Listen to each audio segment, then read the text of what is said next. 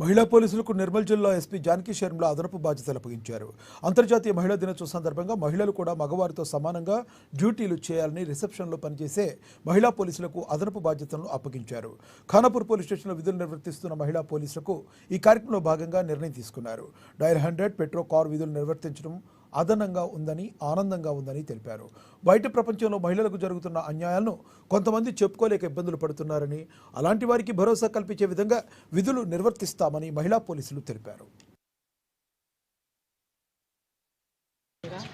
మా జిల్లా ఎస్పీ జానకి శర్మల గారి ఆదేశాల మేరకు మేము మగవారితో సమానంగా 100 డైల్ మరియు పెట్రో కార్ డ్యూటీలు కూడా నిర్వహించాలని చెప్పేసి మాకు ఆదేశాలు జారీ చేయడం జరిగింది.